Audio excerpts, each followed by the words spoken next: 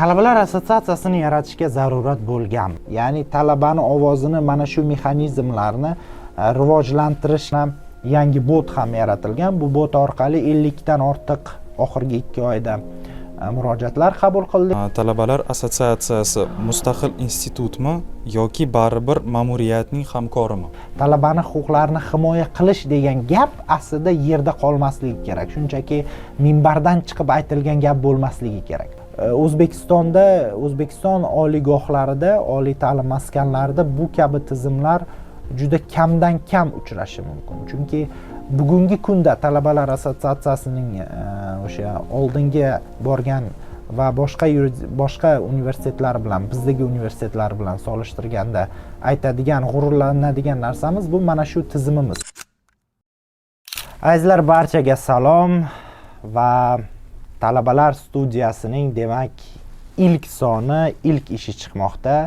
Talabalar assotsiatsiyasi bilan tanishish, talabalar assotsiatsiyasi o'zi nima ekanligi to'g'risida va yuridik universitet yangi rivojlanish darajasiga chiqqanida talabalar assotsiatsiyasining o'rni qanaqa yoki talabalarda mavjud bo'lgan savollarga javob berish uchun bugun mana shunday son olishga qaror qildik va men Demirali Anvarov, talabalar assotsiatsiyasi prezidenti, bugun talabalardan kelgan savollarga qiynalib bo'lsa-da javob berishga harakat qilaman.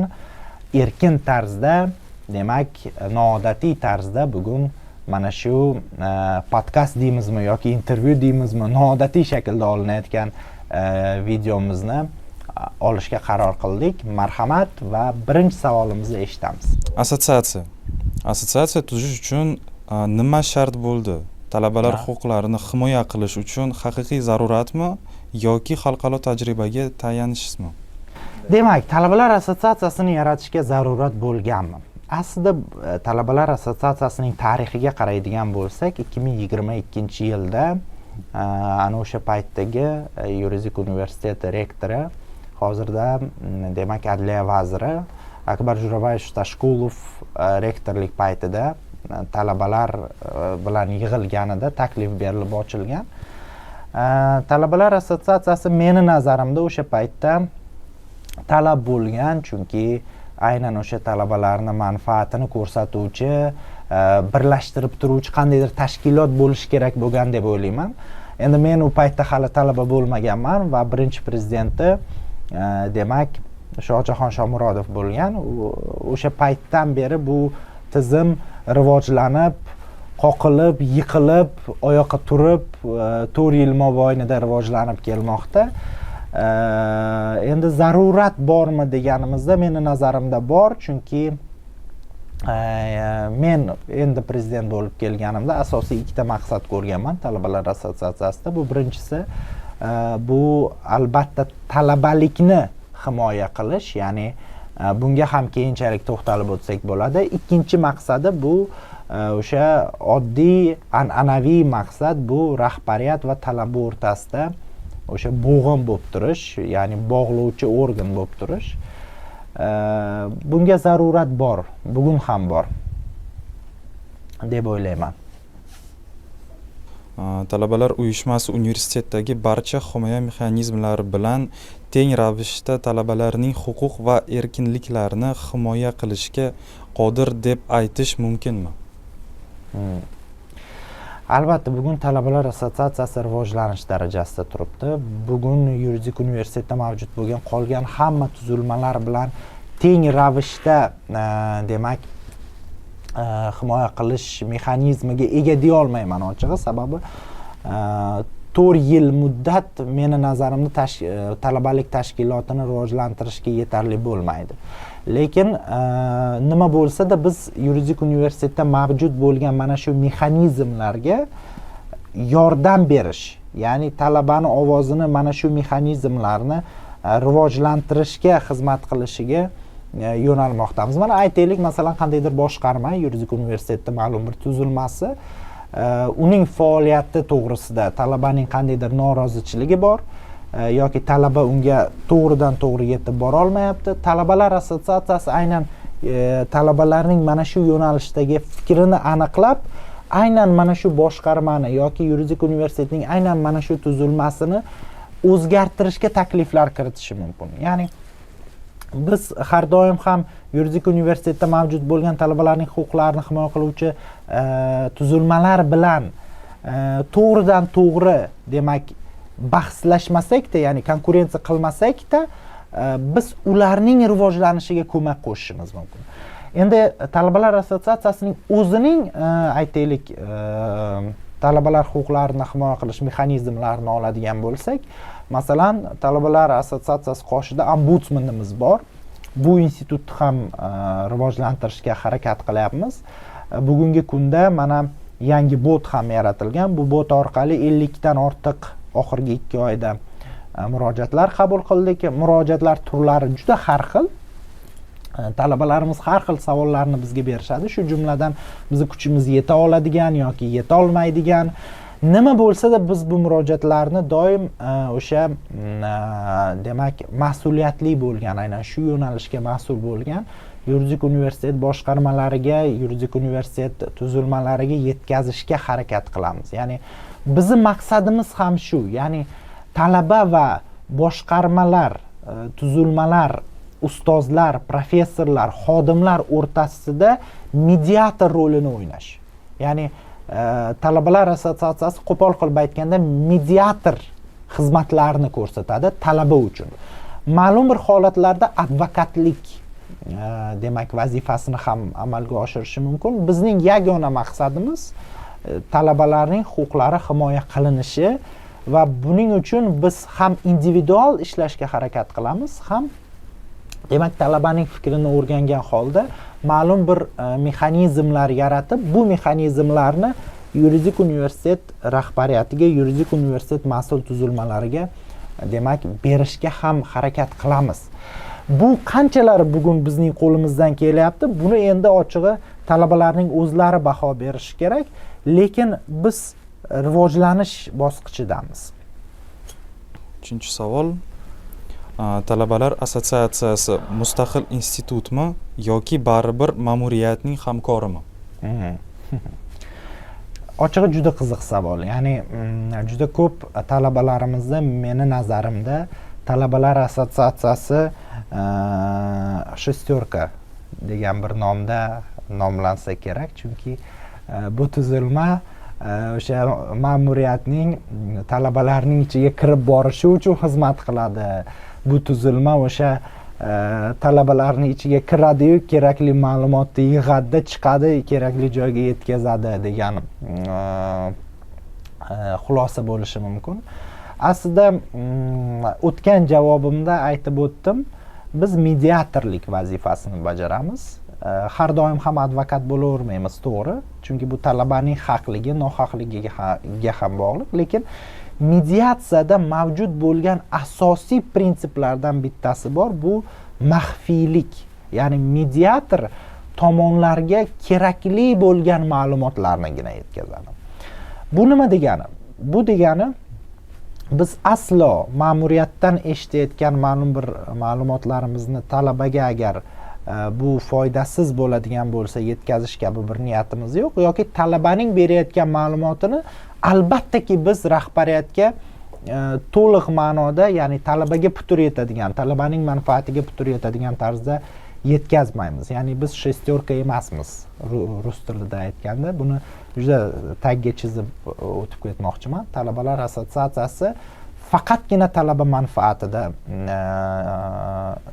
talabalar manfaatida demak faoliyat yuritadi. Albatta bu chekkadan doim ham bunday ko'rinmasligi mumkin, chunki juda ko'p buni intervyuda hozir aytib boryapman. Talabalar assotsiatsiyasi rivojlanib kelayotgan bir tashkilot.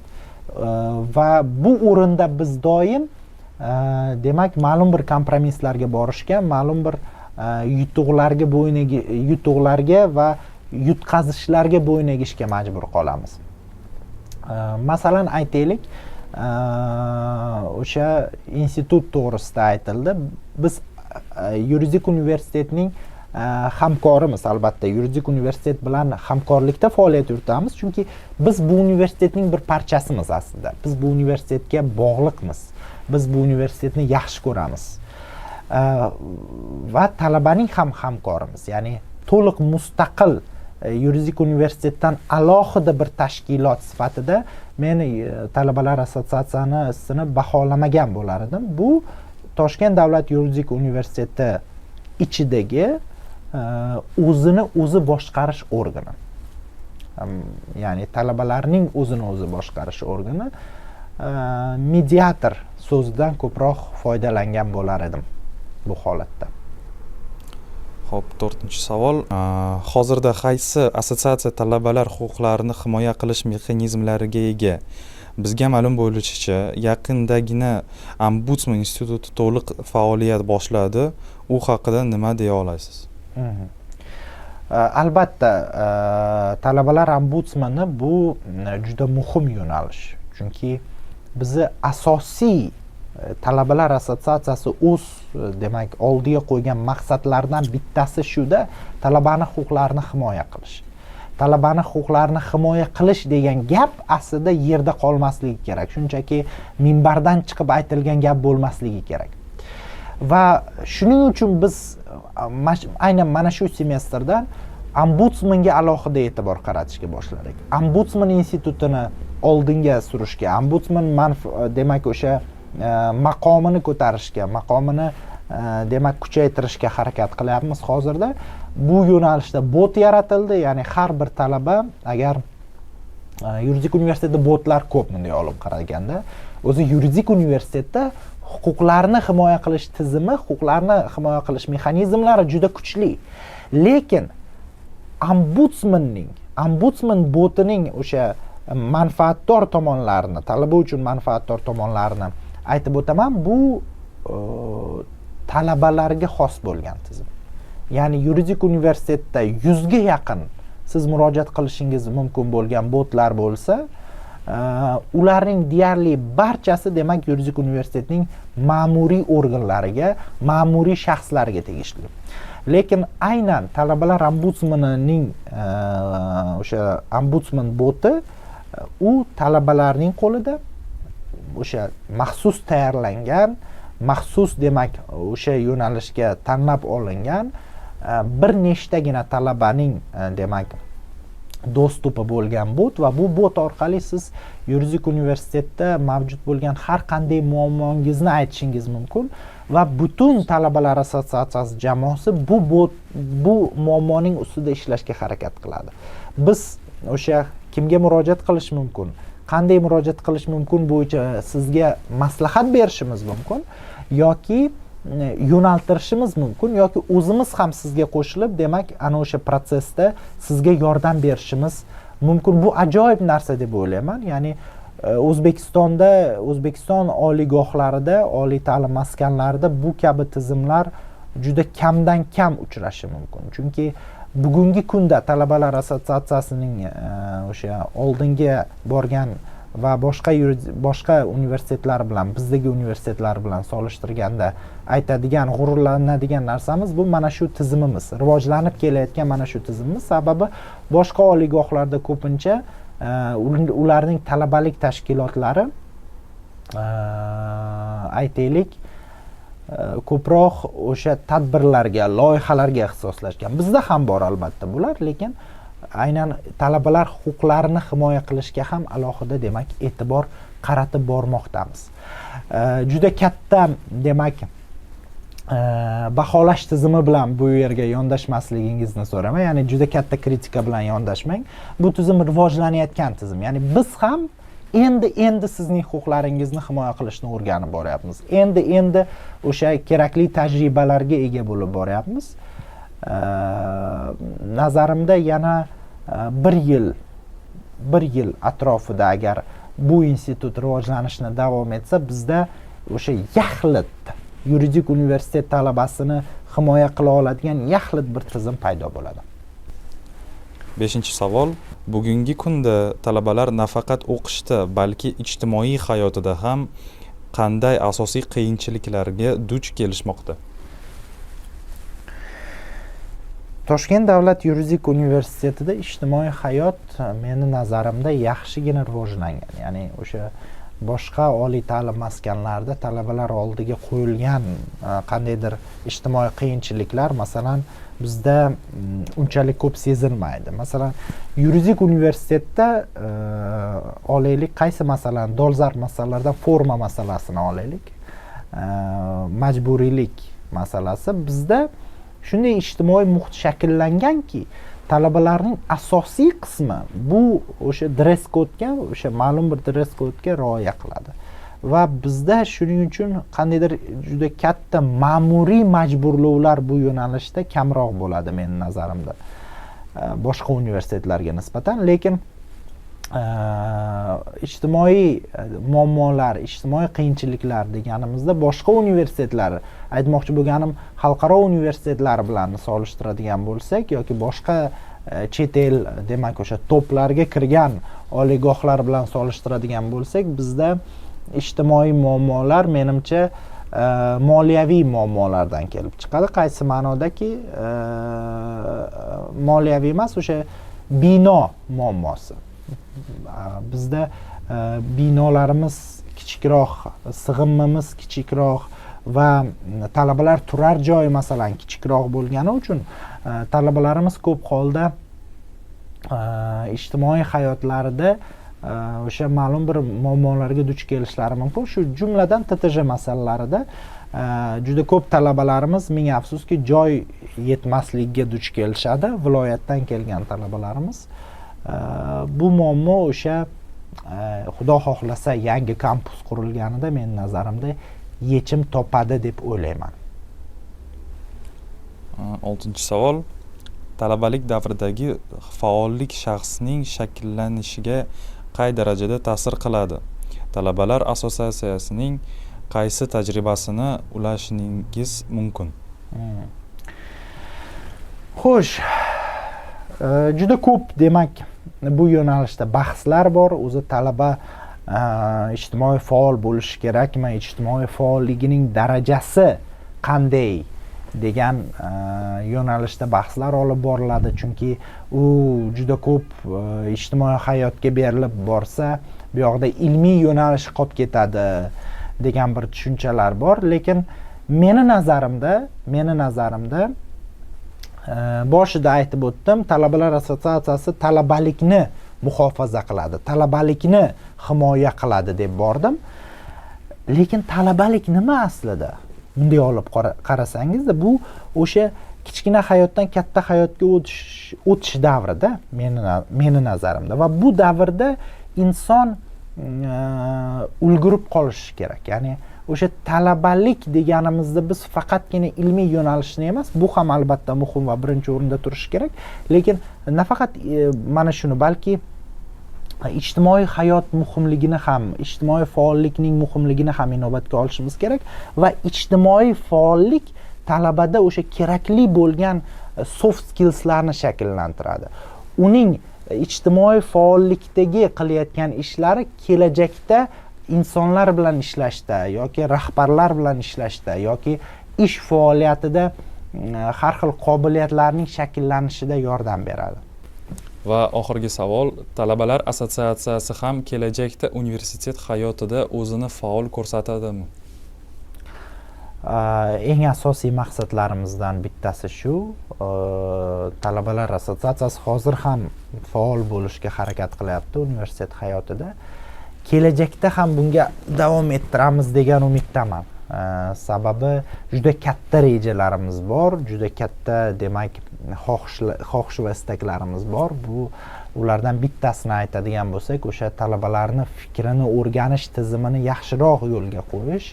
Chunki talabalarimizni fikrini qanchalar yaxshi o'rgansak, qanchalar yaxshi ularni umumlashtirib rahbariyatga yetkazsak, ajoyib bo'lardi. Bu tizim ustida ham ishlayapmiz. Albatta ularning huquqlarini himoya qilishda ham davom etamiz. Har xil loyihalar qilishda ham davom etamiz. Eng muhimi talabamiz bizga o'sha ishonib, o'zini fikrini bildirishi bo'ladi va talabalar assotsiatsiyasiga ishonch bilan qarashi bo'ladi. Shundagina biz ulardan ilhom olib, ulardan kuch olib, yana ham oldinroqqa borishga harakat qilamiz. Va shu o'rinda menimcha talabalar assotsiatsiyasini sizga tanishtirishga ozgincha bo'lsa-da harakat qildim. Balki gapirishlarimiz o'ta rasmiy chiqdi, lekin foydali bo'ldi va talabalar assotsiatsiyasi to'g'risida batafsil ma'lumotga ega bo'ldingiz degan umiddaman. Bizni qayerdaligimizni bilasiz. Biz 3-bino 121-xonadamiz. Doim kelishingiz, doim murojaat qilishingiz mumkin. Bizni sahifalarimizni kuzatishni davom eting. Rahmat kattakon.